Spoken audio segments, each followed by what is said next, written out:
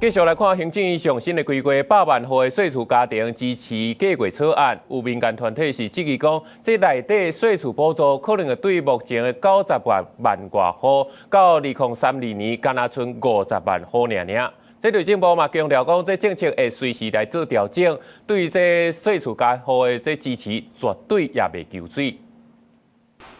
面對房價不價起，來互上班的人會當休喘的租補政策，來敢會調整。根據民團20都市改革組織指出，行政院上新規劃100萬戶稅厝家庭支持計劃草案，其中90萬外戶稅厝補助，建議為明年起，以每年2萬戶當年調降，2032年會降到50萬戶，那也積極。政府講好的基礎正義根本跳票，另也是表示政策會當調整，也毋過愛清楚說明。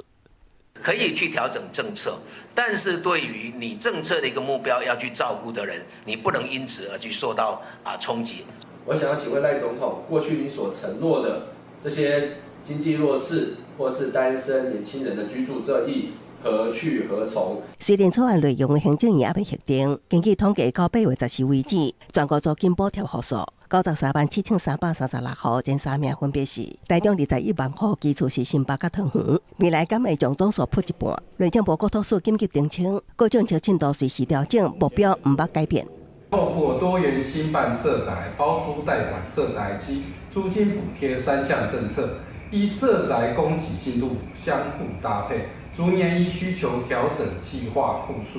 他們現在都會講說，他們現在租金補貼多少？可是依照他們現在要實施的這個方案，是未來每一年的租金補貼的戶數會下修。他們自己的算法是，他們的包租代管會在持續增加，要達到的是3個加起來是100萬。政府表示，3項政策會互相搭配。除了租補，包括多元興辦社會主體，目前有12.2萬戶；包租代管社體11.6萬戶，未來攏會朝向過25萬戶目標推進。不過，民團煩惱增加包租代管的經費，說好包租戶數面臨撲一半。首先影響的都是多數青年，或者也積極租補會合理快就食袂到，甲補偌濟起偌濟困境。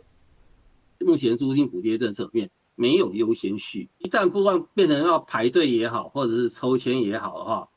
某些收入比較低的，但是他們又沒有達到呢所謂的中低收入戶的話，他們可能就是最大的受害者。重點反映會議租補政策基礎設計的暗藏風險，尤其政府是無強居民的功夫在手，無法度面對市場的強勢變動。20都市改革組織表示，包租代管租補的共同致命傷，就是一旦租補停發，還是厝頭家退出保障稅無，只有直接興建社體，才是落實基礎正義的方法。記者綜合報道。